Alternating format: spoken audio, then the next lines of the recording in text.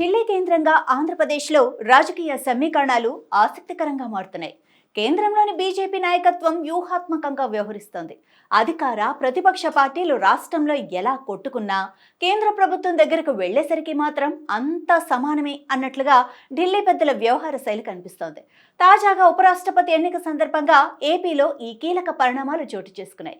మాజీ సీఎం జగన్ కు కేంద్ర మంత్రి రాజ్నాథ్ సింగ్ ఫోన్ చేసి ఉపరాష్ట్రపతి ఎన్నిక ఏకగ్రీవం కోసం మద్దతు కోరటం ఏపీ రాజకీయాల్లో ఆసక్తికర పరిణామాలకు తెరతీసింది.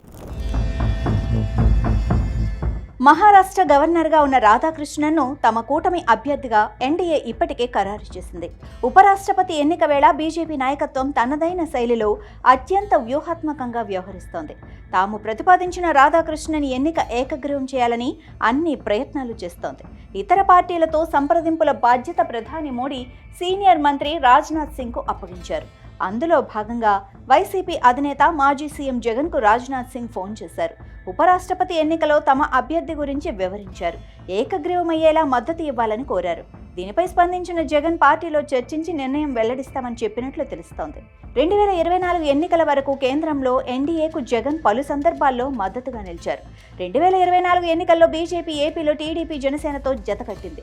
ఆ ఎన్నికల్లో జగన్ దారుణంగా ఓడిపోయారు. కాగా ప్రస్తుతం ఉపరాష్ట్రపతి ఎన్నిక కోసం జరిగే ఎన్డీఏకి పూర్తి మెజారిటీ ఉంది. అయినా ఏకగ్రీవం కోసం ఢిల్లీ పెద్దల సంప్రదింపులు చేస్తున్నారు. పార్లమెంటులో జగన్కు 4 లోక్సభ సభ్యులు, 7 రాజ్యసభ సభ్యుల మద్దతు ఉంది. ఇక కాంగ్రెస్ పైన తొలి నుంచి జగన్ వ్యతిరేకంగా ఉన్నారు. తాజాగా ఓట్ల చోరీ పైన మాట్లాడుతున్న రాహుల్ గాంధీ ఏపీ విషయంలో మాట్లాడకపోవటం పైన జగన్ మండిపడ్డారు. ఈ పరిస్థితుల్లో జగన్ కాంగ్రెస్ కు మద్దతు ఇచ్చే అవకాశం కనిపించడం లేదు. ఇక ఏపీలో ఎన్డీఏ కూటమి అధికారంలో ఉన్నప్పటికీ కేంద్రంలోని బీజేపీ మాత్రం జగన్ పై నేరుగా ఎక్కడా విమర్శలు చేయటం లేదు. అటు అధికార పక్షమైన టీడీపీతో, ఇటు ప్రతిపక్ష వైసీపీతో ఏకకాలంలో దోస్తీ చేస్తోంది.